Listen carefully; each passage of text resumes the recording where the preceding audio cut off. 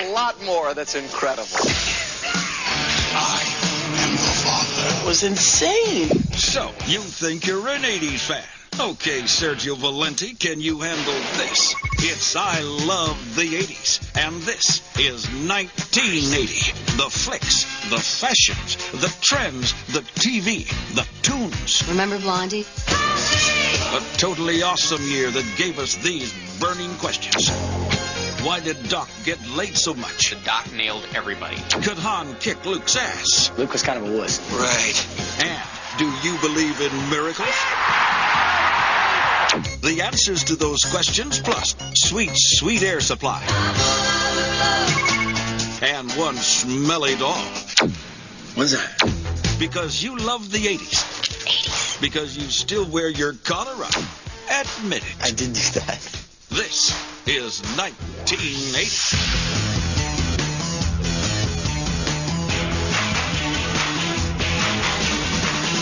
I love the 80s.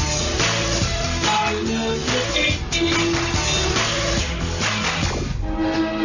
I always wanted to take a ride on the Love Boat. I dreamed of one day becoming one of those stars who was in the porthole at the beginning in the introduction. The Love Boat. I used to like that little song. The Love Boat. Promise is something for everyone. Set a course for adventure, your mind on a new romance. Just take 2 aspirins and call me. Anytime you want. I love the fact that a total nerd like Doc could get so much action. You always got the impression, without them ever telling you, that the Doc nailed everybody. Maybe it was the prescriptions. I have no clue, you know. Doc probably infected all the residents of Puerto Vallarta with innumerable STDs because he was getting so much on that boat. It was the most sexual show anybody had ever seen. I mean, even Gopher was getting laid. Don't tell me you want to cut in. 2 margaritas. Salud. My man Isaac, the bartender with the afro and the smile. Coming at you. I kind of had a crush on Lauren Tweez. Julie, your tour director. She was really the only babe on board. That's a very impressive young lady. I like the captain. I am not running after your wife. Who is actually steering that ship? I am trying to run this ship. I mean, that's good stuff. That's just quality television. Thank you, Aaron Spelling. We hope you enjoyed your cruise. It's love, love. Welcome aboard, it's love. Ba-da-ba-ba-ba. Totally. Caddyshack, the best movie of all time. Caddyshack. I think that was a guy's movie. No. Nobody get around me. Watched a rough cut of Caddyshack, laughed my ass off, so I wrote like a couple of tunes for it. Saw it 10 times, and it's on every tour bus. Just watch it repeatedly. On SportsCenter, everybody uses Caddyshack reference. You can recite a line from it in any crowded room, and at least 5 people are going to take the next line and run with it. Cinderella story. Tears in his eyes. He steps up to the 18th hole. What an incredible Cinderella story. This unknown comes out of nowhere. The Carl character is just one of the all-time great characters in the history of movies. I mean, Bill Murray was great. We got all of that. It's in the hole. It's in the hole. Come on, bark like a dog for me. Bark like a dog. Chevy Chase is brilliant. I was born to love you. I was born to lick your face. I was born to rub you. But you were born to rub me first. I remember Chevy Chase being handsome and funny. Finding the baby Ruth in the pool. Holding no! The turd in the pool. I want the entire pool scrubbed, sterilized, and disinfected. That ended up being a chocolate bar. Here it is. Ah! It's no big deal. It's the ultimate golf movie. No. When they were done, they had to know they had a classic. So I got that going. Which is nice. Deja video. Turning Turning Japanese was most excellent song. Turning Japanese, I think I'm turning Japanese. I really think so. He got me turning up and turning down, I'm turning in, I'm turning right, I'm turning Japanese. I think I'm turning Japanese. I really think so. I don't think I still understand what that song is about, turning Japanese. Wasn't that about, servicing yourself? Some people think it's about smoking dope and getting all squinty. It's masturbation. If it is, I don't get it, except for maybe in a Japanese movie when the guys are going, ah, ah.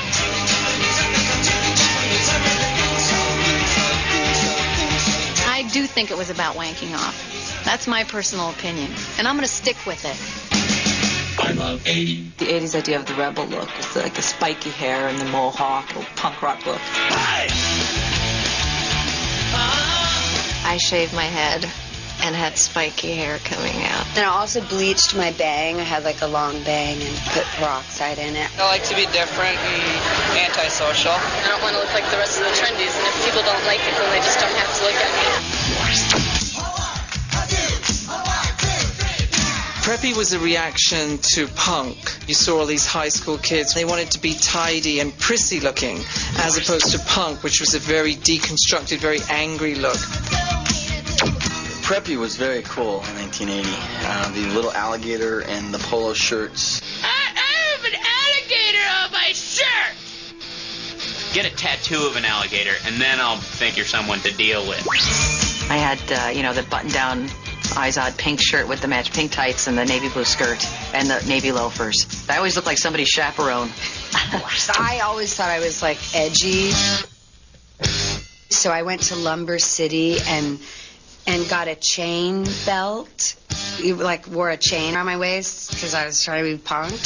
Yeah, I think I even went with the collar up a couple times. I did do that.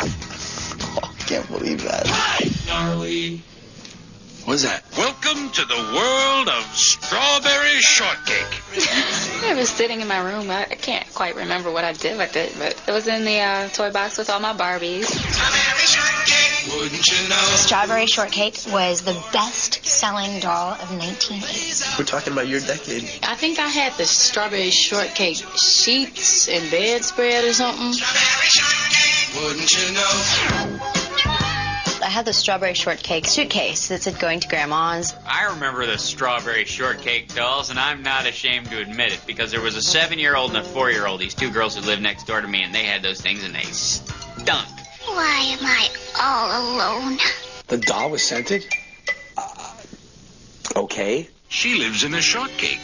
Now that sounds like fun. For Strawberry Shortcake as a role model to be living in a place filled with cake, cream, and strawberries, it was highly fattening because of all the carbs. I mean, Strawberry Shortcake was always the arch enemy of Dr. Atkins. Lunchtime, Custard. I'm hungry. We just drew a line of chalk in the sidewalk and said, look, Smurf people this side, Strawberry Shortcake people over there.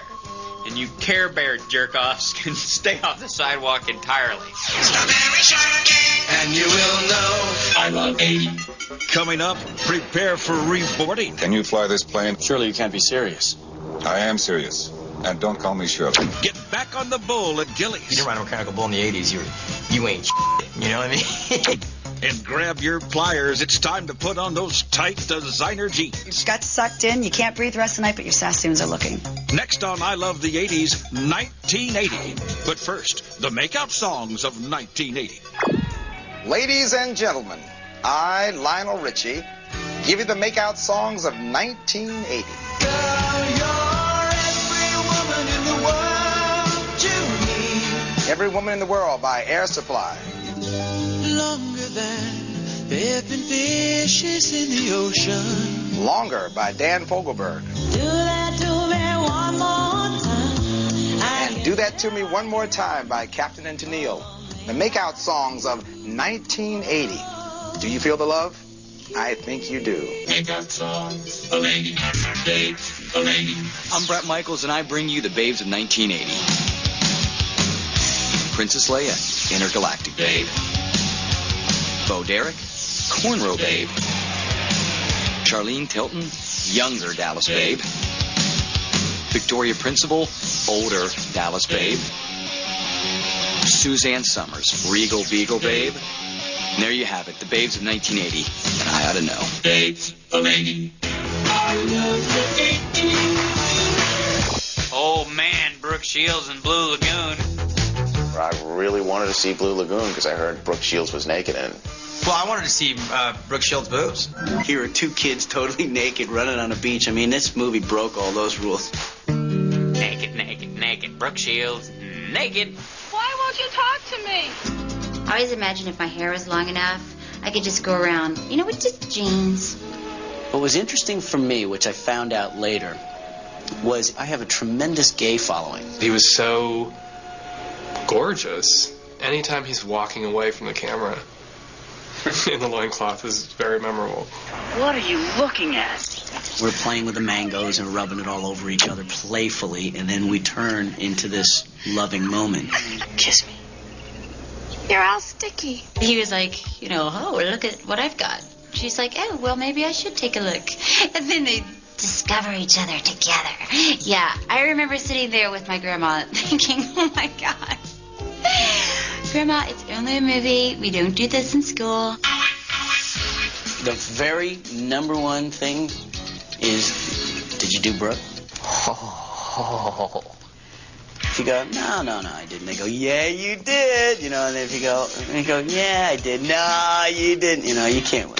Who didn't want Brooke Shields at that point? I was 14. Brooke Shields was, my woman. You want to know what comes between me and my Calvins? Nothing. Nothing gets between me and my Calvins. Nothing.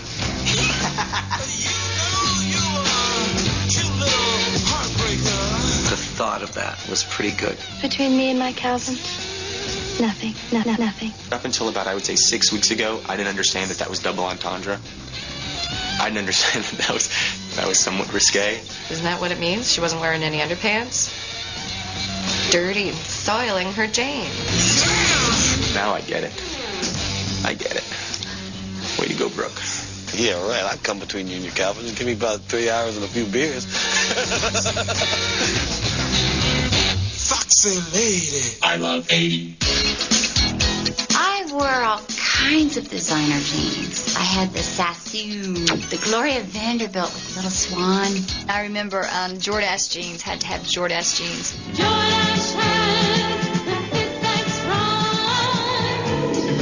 Jordache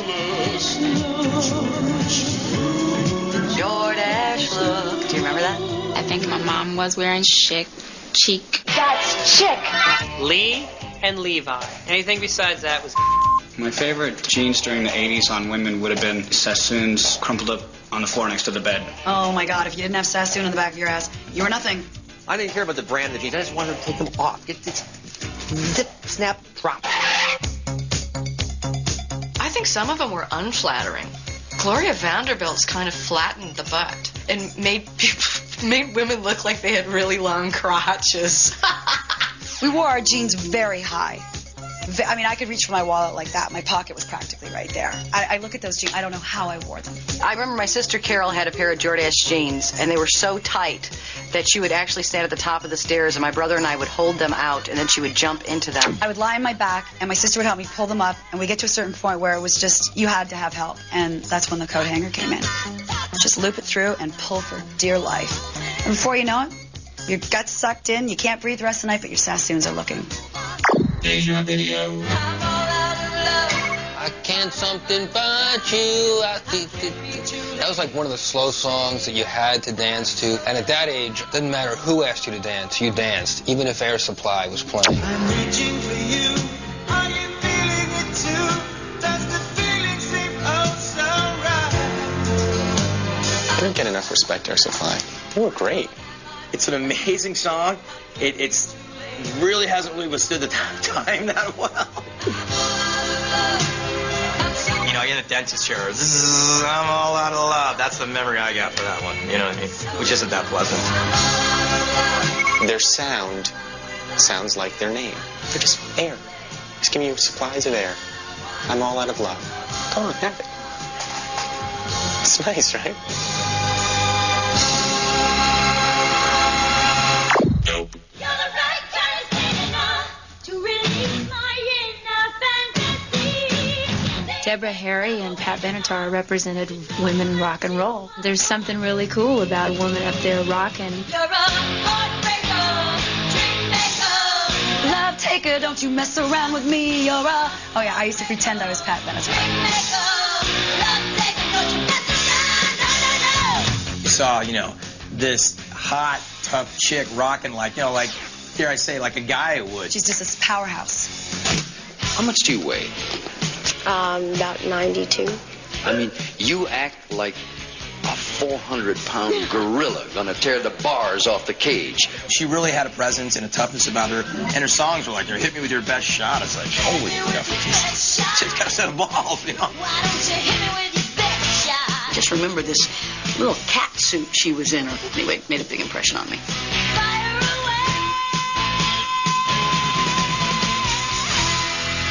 Pat Benatar's Beautiful Woman still is, but Deborah Harry was just it for me. And I just thought Blondie was the hottest thing ever. Those succulent lips always seemed to be just shellacked with lip gloss. She had that real vampy Playboy bunny sex kitten thing cracking to a T.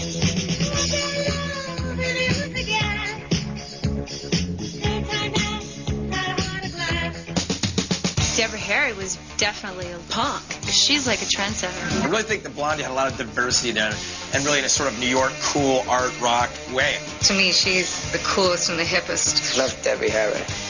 Everyone does.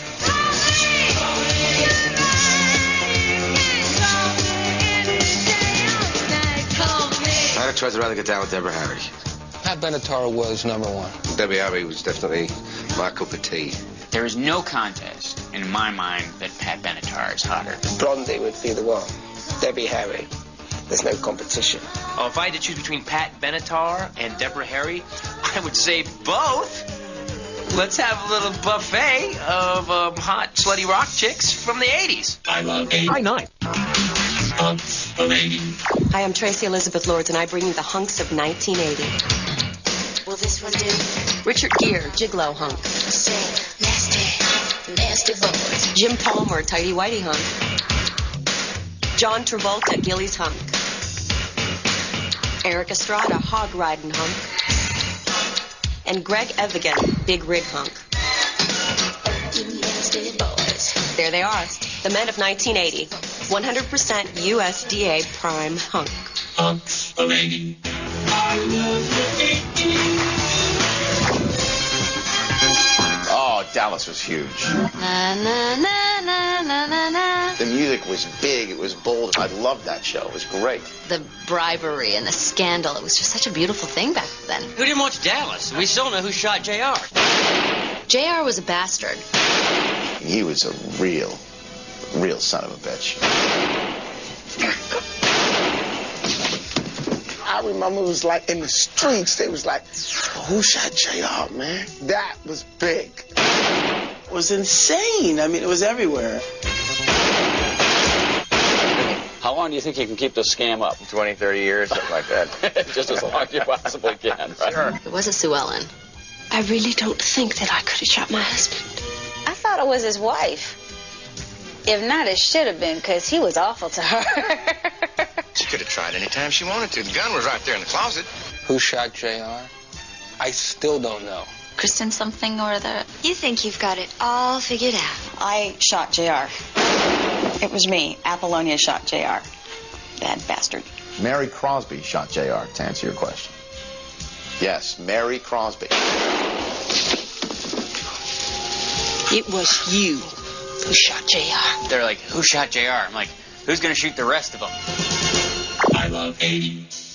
9 to 5, Dolly Parton, Dabney Coleman. I loved that movie. Tumble out of bed and I stumble to the kitchen for myself a cup of ambition and yawn. The ladies that rise up and kidnap their boss because they can't take it anymore. Spare me the women's lib crap. I expect to be treated equally, with a little dignity and a little respect. Working 9 to 5, what a way to make a living.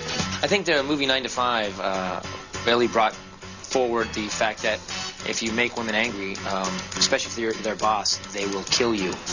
Look, I got a gun out there in my purse. And up to now, I've been forgiving and forgetting because of the way I was brought up. But I'll tell you one thing. If you ever say another word about me or make another indecent proposal, I'm going to get that gun of mine. I'll turn you from a rooster to a hen with one shot.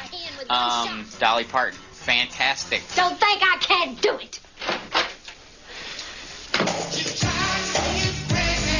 What I liked most about Dolly Parton's character was her wit, her humor, her adorable boobies.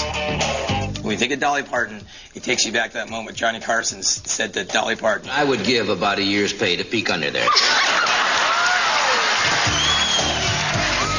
There's not a man alive who looks at Dolly Parton and isn't thinking that same thing.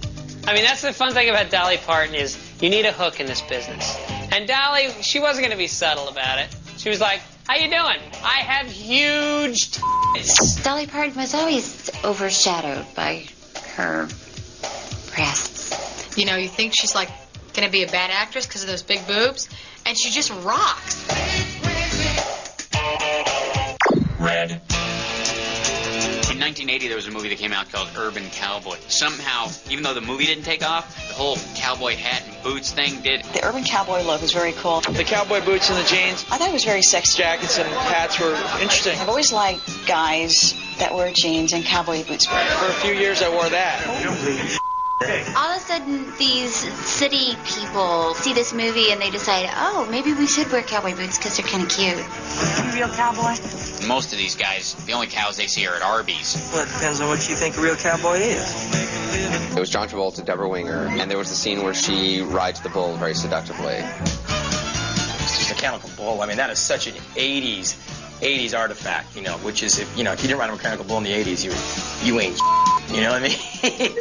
I'll turn it up. I mean, there was mechanical bulls in like every city after that movie. At your local Red Onion, there was a mechanical bull, and your dad was riding it.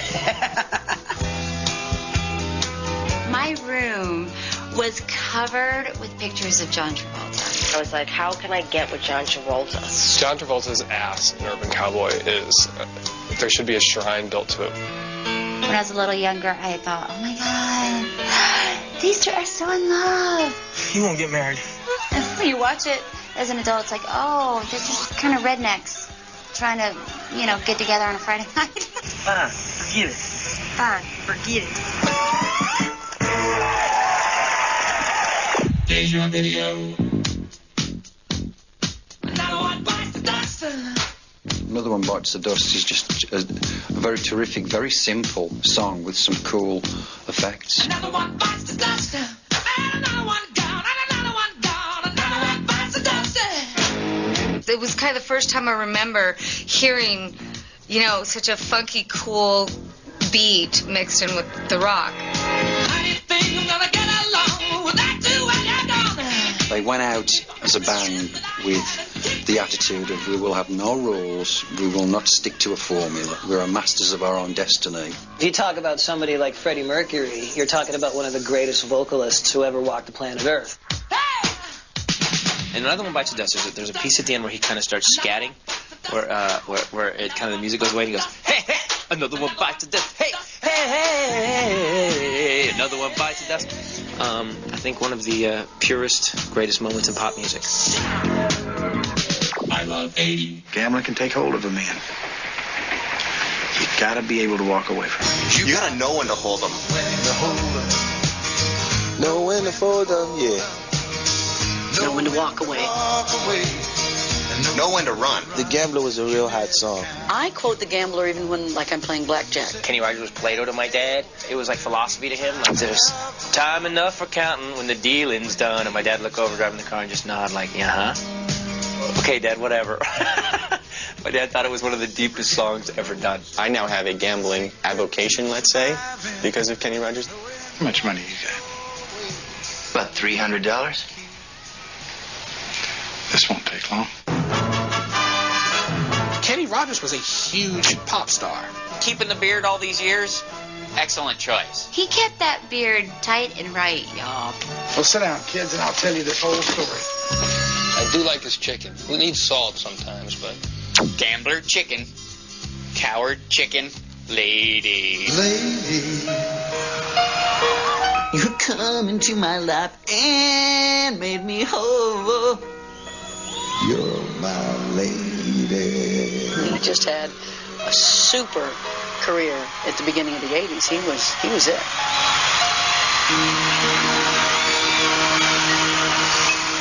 Totally. Xanadu. Xanadu was a movie with Olivia Newton-John. In Xanadu, right? Have to believe we are magic. What was she? That was a good song. And I just remember really liking the song I'm Alive. I'm alive.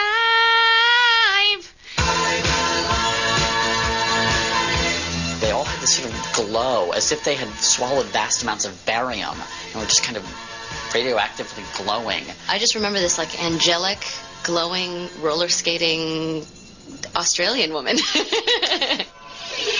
Olivia Newton-John, wasn't she like made of light or something, and she skates? Gene Kelly was like a roller skating Pied Piper. It was like this cult leader leading all these freaks in a giant adult skate. One of the best things about it was the bad group versus the good group in the Xanadu roller skating scene. That there was a rock group singing a naughty song, and there was a kind of a big bandy, jazzy band singing the other song, and they were kind of fighting it out. I remember sitting there and going, I like the evil song better. I have no idea what that movie was about.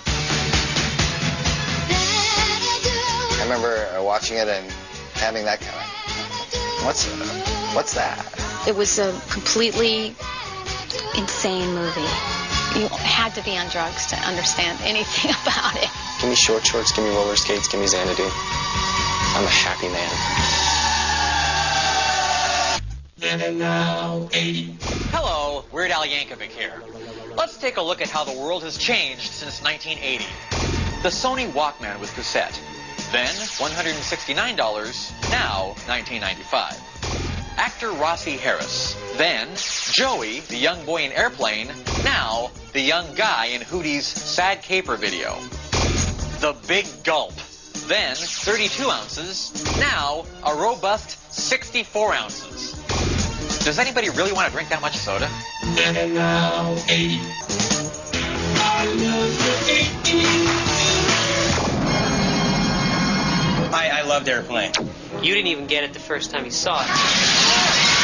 A hospital? What is it? It's a big building with patients, but that's not important right now. Seeing Hare Krishnas getting beat up, that was hilarious. I dig silly movies. It's like I picked the wrong week to quit drinking. It's like I picked the wrong week to quit amphetamines. It's like I picked the wrong week to quit Sniffing glue. He was upside down, right? Can you fly this plane? Surely you can't be serious. I am serious. And don't call me Shirley. I loved Kareem in that movie. I thought it was great. Listen, kid. Tell your old man they dragged Walton in the near up and down the court for 48 minutes. You ever seen a grown man naked? I remember one airplane, the co-pilot ended up being an inflatable doll. Julie Haggerty giving fellatio to the automatic pilot, Otto, while his head's going... Priceless. I guess my favorite character in Airplane was Johnny. Johnny, what can you make out of this? This? Well, I could make a cap, or a brooch, a pterodactyl. We just do weird kind of oblique one-liners as he fell through the frame. And Leon's getting larger. Just, they'll never make it. They're gonna die. There's a sale at Penny's. Oh, stewardess. Barbara Billingsley, when she was talking jive. Just hang loose, blood. She's gonna catch up on the rebound on the med side. She smacked down those two big black guys. It was hilarious. My mama raised no dummies. Got me some slack, Jack. Way like midgets and farts will always be funny. Airplane will always be funny. You have clearance, Clarence. Roger, Roger. What's our vector, Victor? I love 80. Here's Wonder Mike, Hank, and Master G, the Sugar Hill Gang. The first time I heard Rapper's Delight, I was in Harlem at my friend's house, and we could not believe that the radio station was playing this record. Rapper's Delight was like the first rap record I heard that really kind of got me motivated. I remember hearing that and, literally being, floored. It took the whole country by storm. I said a hip, hop, the hip it to the hip, hip hop, you don't stop the rocket to the bang, bang, boogie. Say up, jump the boogie to the rhythm of the boogie beat. Yeah, I know every word. I mean, I don't think anybody who was around in that year doesn't know every single word to that song. You see, I am Wonder Mike, and I'd like to say hello to the black, to the white, the red, and the brown, the purple, and yellow. Well, so far you've heard my voice, but I brought two friends along. And next on the mic is my man Hank. Come on, Hank, sing that song. Check it out. What I really liked about it is there was a dynamic happening in their voices. Each one of them had a different style. So each one of them captured a certain feeling. Like me, I was a Big Bag Hank guy. I was Wonder Mike. That was my guy. Have you ever went over a friend's house to eat and the food just ain't no good? The macaroni soggy and the peas are mushed and the chicken tastes like wood. When he's talking about going over his friend's house to eat and the food just ain't no good, I mean, to me that was like lyrical poetry. I'm 11, I'm like, you hear about the macaroni soggy? I'm like, yeah, that's my house. So you bust out the door while it's still close, still sick from the food you ate. And you rush to the store with quick relief from a bottle of KO Pectine. Deja video. Got this in pocket. Pass the Pocket, great video. You got, Chrissy Hine from Ohio. Really at her all-time sexiest, though, in that video. That, to me, is what a chick rock star should be. I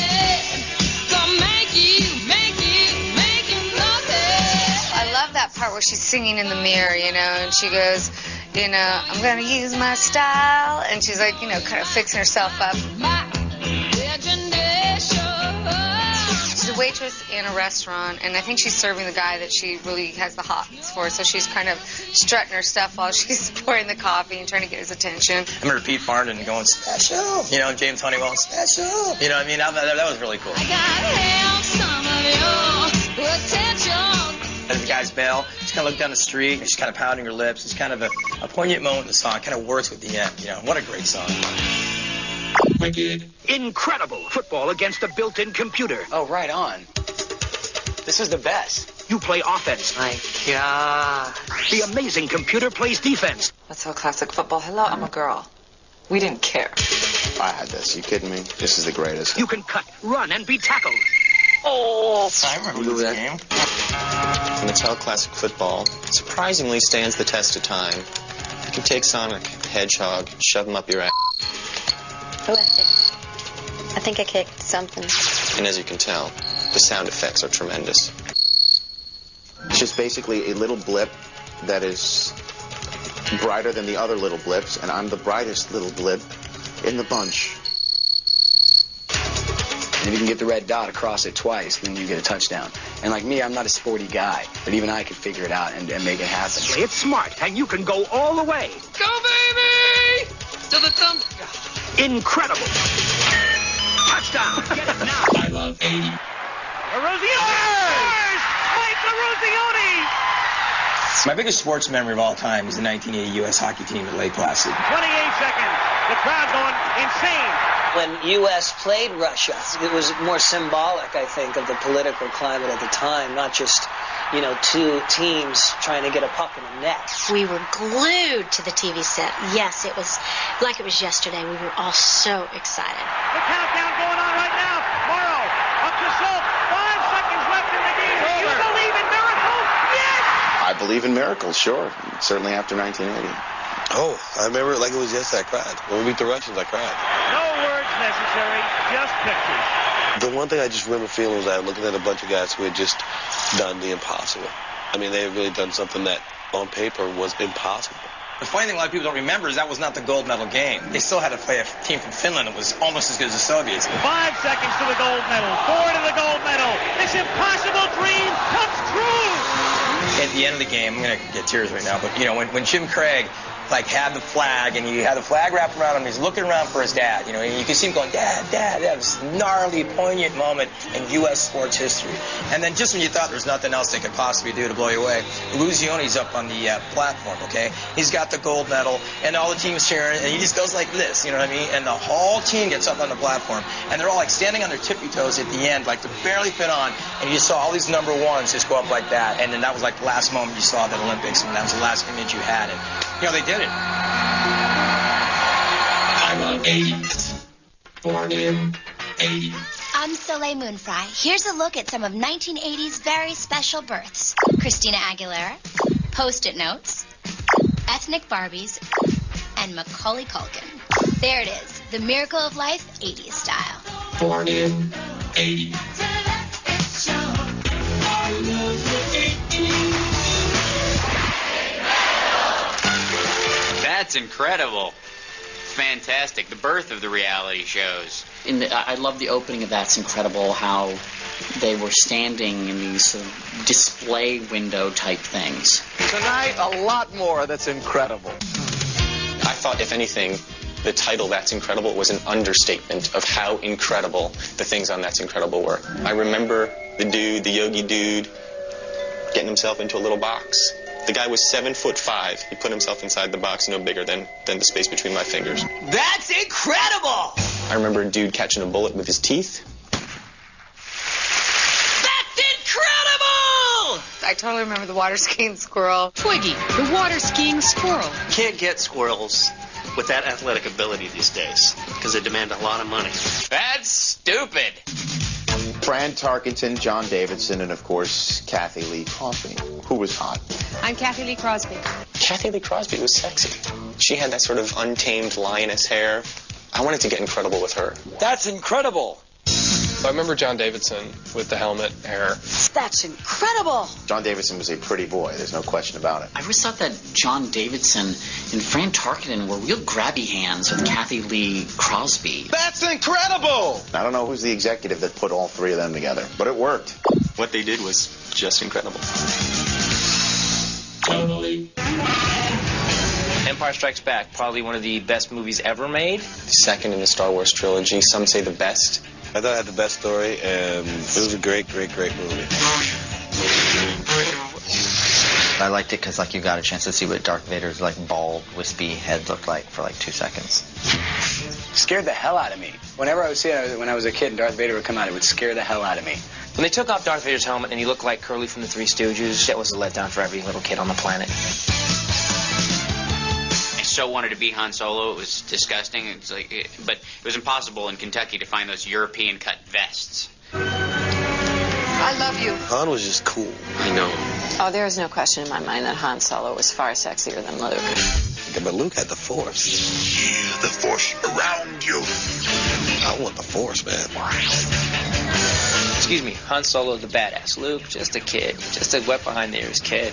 And he could have kicked Luke's ass, because when you look back at it, Luke was kind of a wuss. Welcome, I'm Lando Calrissian. I'm the administrator of this facility. Bringing Lando Calrissian in the form of Billy D. Williams, which is who you know, Lover Man, Colt 45, dude. You know, body language tells you a lot about what a person's thinking. Right? Lando, you know, he still looks like the malt liquor guy to me. He just looks like the malt liquor guy with a spacesuit on. Something like that. And who might you be?